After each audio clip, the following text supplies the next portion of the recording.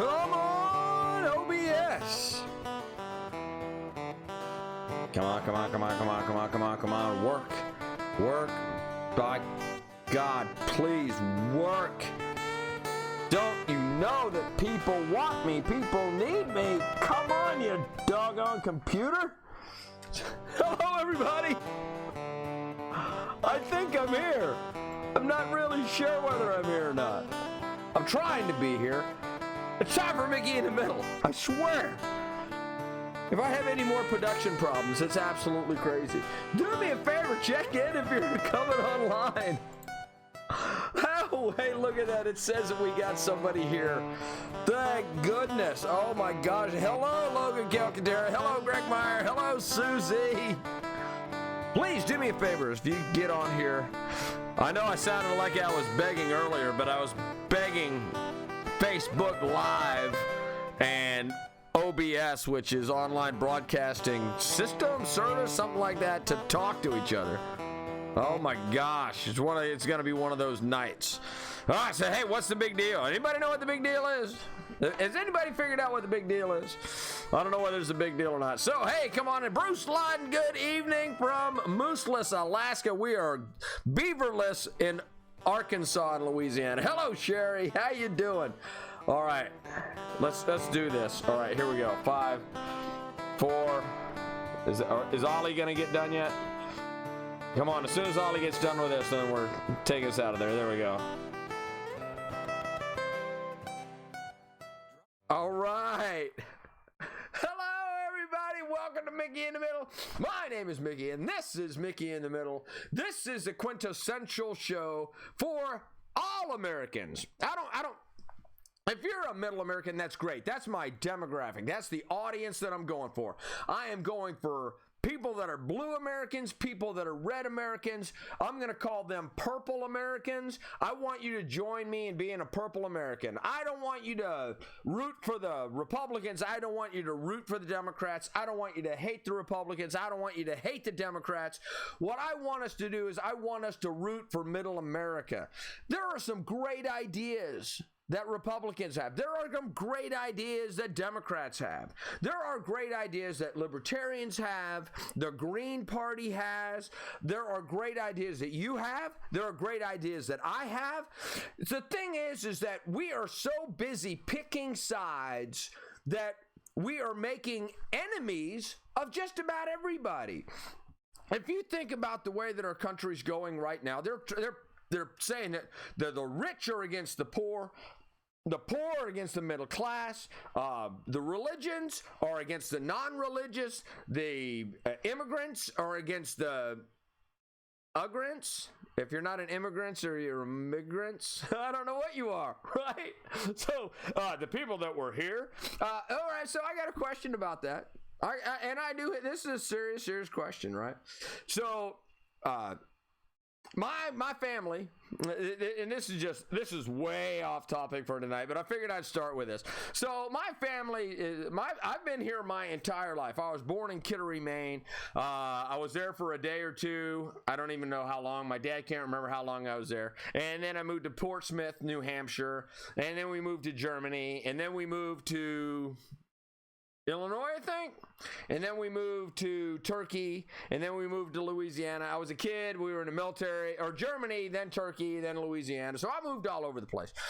But my dad's been here in the United States his entire life. He served for 27 years in the United States military. His dad, John Sr., John the second, John Jr., I'm the fourth. So John the second, Shambo, was here his entire life, right? So, my great-great-great-grandfather immigrated to the country, and then my great-grandfather was here the whole time, and my grandfather was here the whole time, my dad was here the whole time, and I've been here the whole time. I want to know when I get Native American status. How long do I have to be here before I get Native American status? I mean, here's the thing is, am I always going to be considered one of those other people that is neither a Native American nor an immigrant? So that means that I have absolutely zero status. I have zero status. That's what you're telling me, right? Because if you just say that you conquered Well, I didn't conquer anything. I just showed up. I came out of a birth canal, went and pissed off, and now I'm here. And I got no place else to go. I'm like Mayo and mayonnaise in the movie An Officer and a Gentleman. I got no place else to go. Where am I supposed to go? I got nothing. Everything I have is right here in the United States of America. This is my country. I got citizenship for this country. But I want to know, when do I become a Native American? Because they don't classify me as an immigrant. Right? No, I'm not. So I'm third, fourth, fifth, or I don't know how they even count that generational thing. I'm not an import.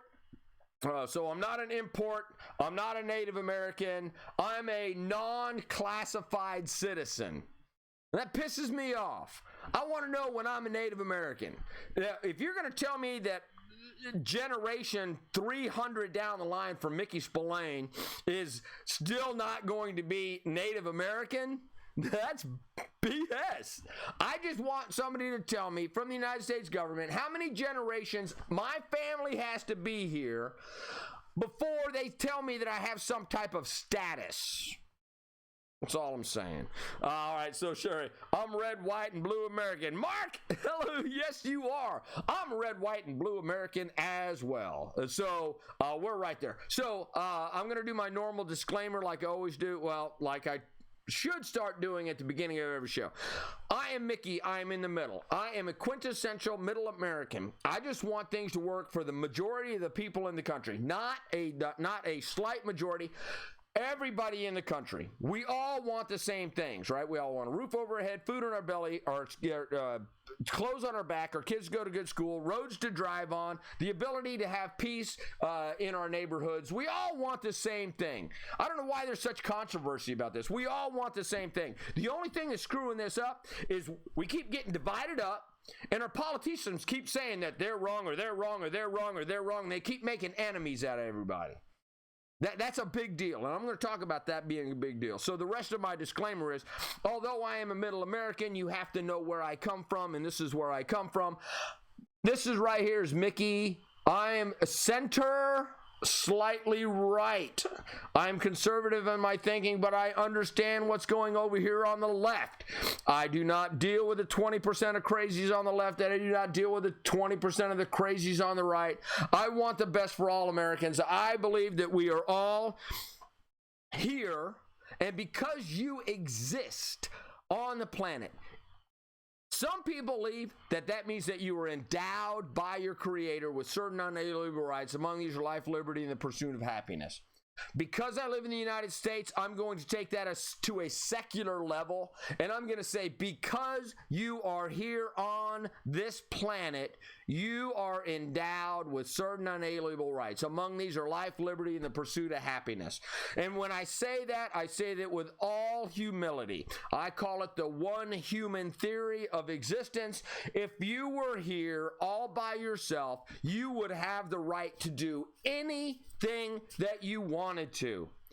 You could run around naked all day. You could eat whatever you wanted to eat. You could kill whatever you wanted to kill. You could dig up the earth. You can use all of the resources. You could do whatever you wanted if you were here all by yourself. There would be nobody else around to define your rights. So going from that paradigm where you are by yourself on this planet, as soon as somebody else shows up and they start telling you what to do, all of a sudden everything goes to hell in a handbasket. My theory is that we should maintain maximum freedom possible for the most number of people, which should be everybody. Don't tread on me. I won't tread on you. You do your thing. I'll do my thing. And then our politicians got involved. But here's what the deal is. Us middle Americans need to stick together. And so I came up with a thing. And This is going to be my new thing. I'm going to post it just about everywhere. I want to share it with you tonight. So this is the grand unveiling of this, and this is replace everyone in Congress. Replace red with red. Replace blue with blue. The great congressional reset. Somebody told me the other day it was the purge. I love the purge. Our politicians have let us down, so I want to replace every single congressperson, every single incumbent that is running. Replace red with red, blue with blue. We don't have to take it. We just have to stand together. Middle Americans unite. Blue stays blue, red stays blue. Let's replace every person in Congress. Tell me what you think of that. Tell me whether you think it's doable.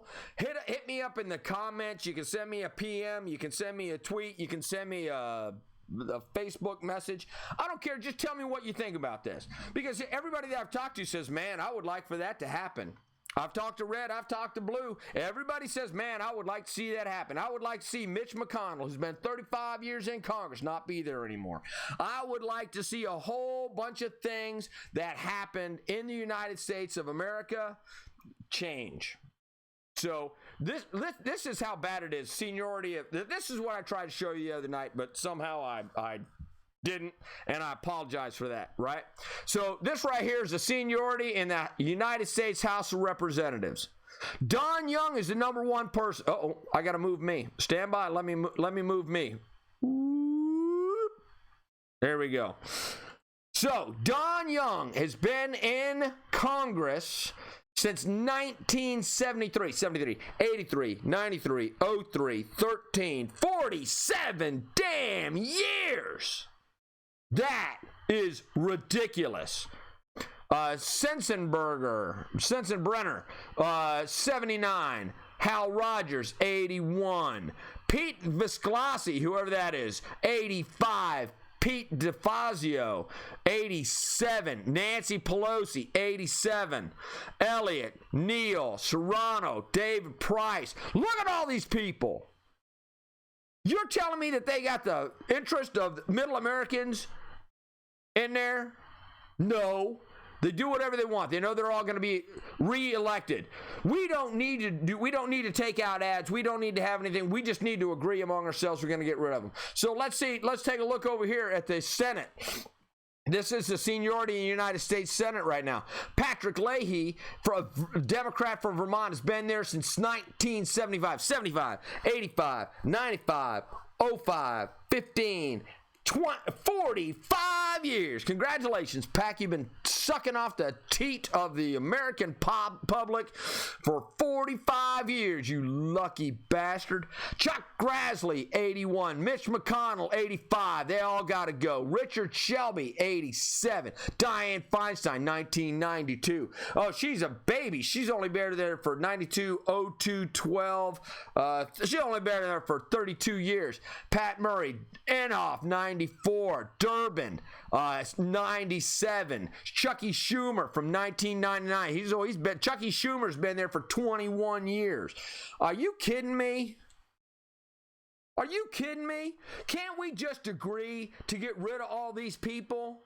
How hard is this? You know what it takes? It takes guts. It takes guts for you to say, you know, the people that are from the Senate and the House of Representatives from my state and from my district, I'm going to suck it up, and I'm going to go and vote for anybody but an incumbent. So if you vote blue, vote blue. If you vote red, vote red. But don't let those same people go back there because they don't give a shit about us. This whole bill about the stimulus package for COVID relief has been wanting since October. And now this is the end of December. Mitch McConnell is saying it's Nancy's fault. Nancy's saying it's Mitch's fault. They don't do anything to help out middle Americans. And now Mitch McConnell's going, we're going to work through this until, and we're not leaving for Christmas until. What happens if the House goes home? You can't control the House there, Mitch. You can only control the Senate. Nancy Pelosi pulls the plug and goes, hey, man, I'm going home. She sends the House home. You got nothing. Oh, these guys infuriate me, right? Don Ledger. Hey, Don, how you doing? I'm sorry I got on a little bit of a rant there. Lane Alcantara, how you doing? Mark Bland, good to see you. Greg Meyer. The fact that half the names you mentioned I have never heard of says it all. Right? Greg, you've got a great point. I started running across some of those names that they're still in the House of Representatives and still in the Senate. We never hear from them because they just sit in their office. They don't have to do anything. They don't run the Department of Education. They don't run the Department of Transportation. They don't run the Department of Treasury. They don't run transportation. They don't run commerce. They invented entities to do all that. So they're not even doing a budget. They suck.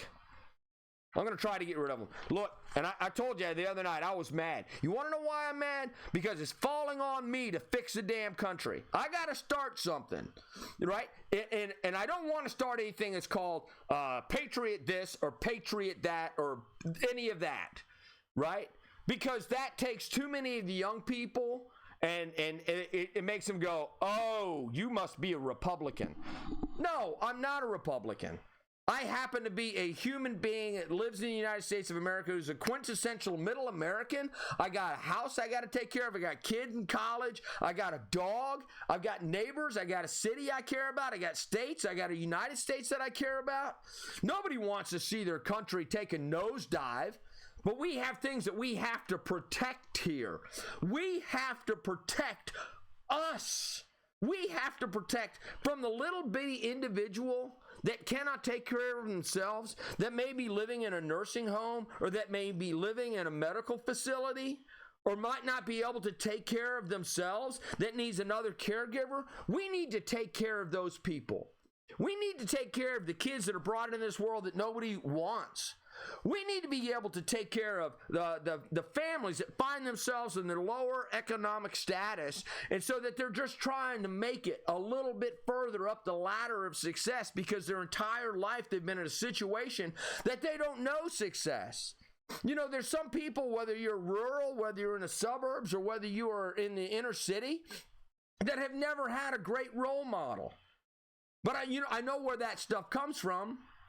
Those great role models come from the middle class, successful Americans that say, we shall reach down and we shall lift you up.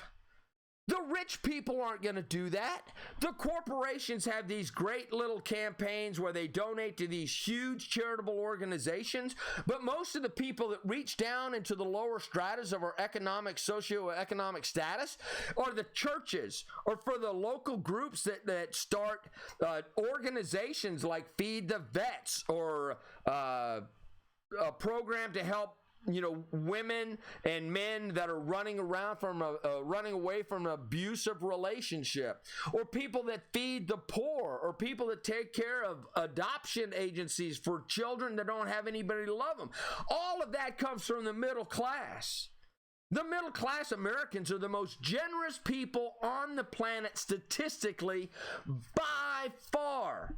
Do you think that people in Russia are giving away all their money to the charities? Do you think that they're doing that well, they might be doing it in Germany. They might be doing it in Switzerland, right? Because they understand the value of a dollar and to lift people up. And they got a great middle class in those countries. But we got to take care of their middle class. But first, we have to take care of our middle class. We have to make sure that our politicians are taking care of us so that we can lift those up that are needing to be lifted.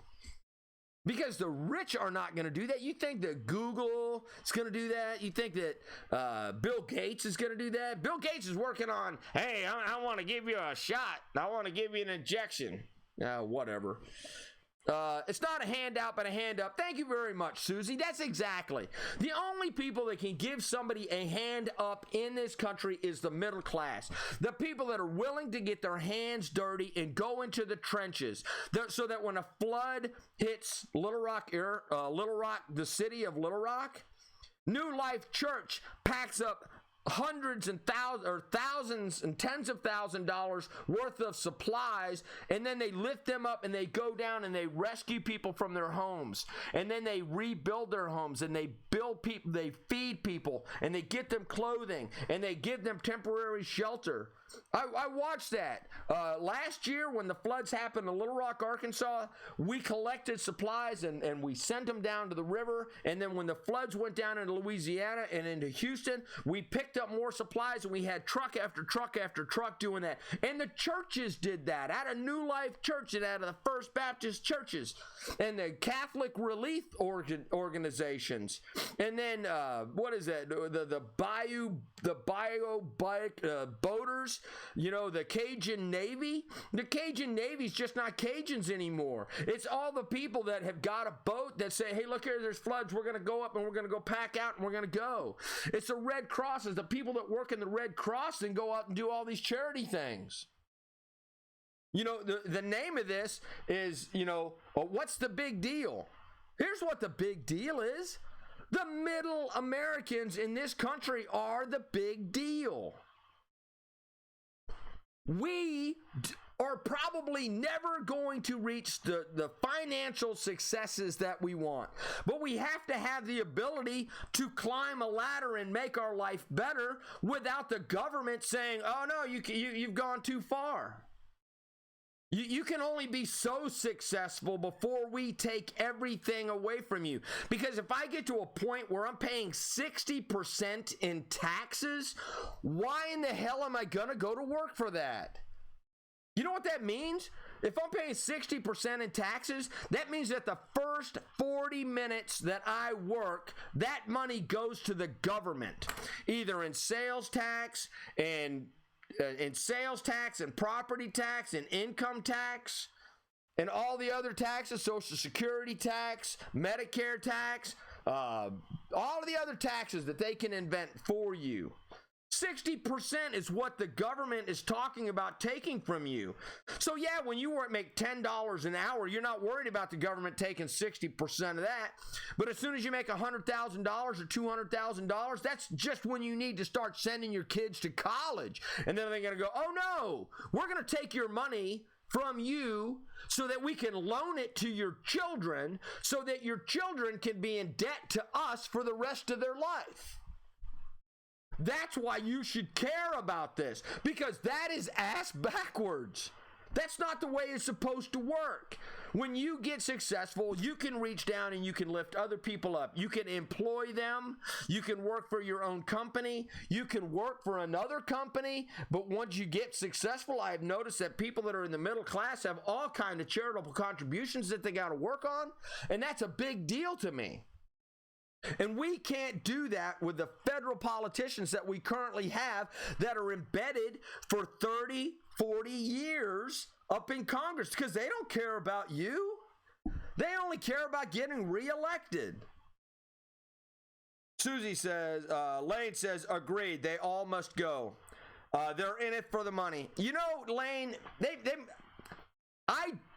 some of them might be in it for the money. You know why I think most of them are in it? I think that most of them started out being great people. They're like, hey, I want to serve my community.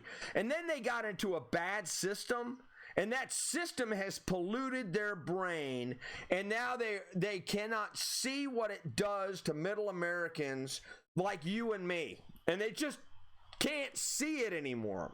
And then they are told, you got to raise money from all of these corporations so that you can now take money from everyday Americans so that you can be reelected. Because if you're not reelected, you can't do anything for the people of your state.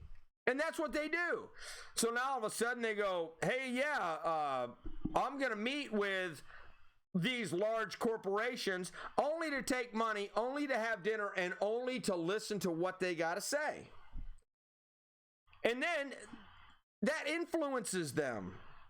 And it has to influence them because you have to be liked by them in order to get money from them. And I cannot even imagine the billions and billions of dollars that were spent on this presidential election. Billions for a $400,000 a year job, and they spent billions and billions of dollars. Not to mention the amount of money that the social media companies threw in on top of this. So here's what the big deal is. The big deal is we have to take care of the middle class. If we don't take care of the middle class, who is? And this doesn't apply to red. This doesn't apply to blue. We cannot come up with solutions that are going to fix the world in one congressional session. We just can't do it. We cannot fix, for everybody that's blue, that thinks that you can fix global warming by joining the Paris Accords or whatever the heck those things are called. That can't happen. It's not going to happen. For all of you Republicans that think that you're going to be able to fix all of the homeless problems or the immigration problems by shutting down the borders, No, it's not going to happen. These things have to be nuanced, and that's why both sides have to speak to each other so that they can come up with the solutions that are the best. It didn't have to be Donald Trump's wall or nothing, and it didn't have to be nothing versus Donald Trump's wall. We just had to be able to talk to each other. And when you're talking about a pandemic relief bill, you can't be throwing in stuff for the Metropolitan Opera House because that has nothing to do with the pandemic and getting people relief. The arrogance of our politicians is overwhelming. And that's one of the things that disturbs me the most. And that's why this is so important. We got to get rid of them. Replace everyone in Congress. Nobody survives. It is a purge. It's a great congressional reset.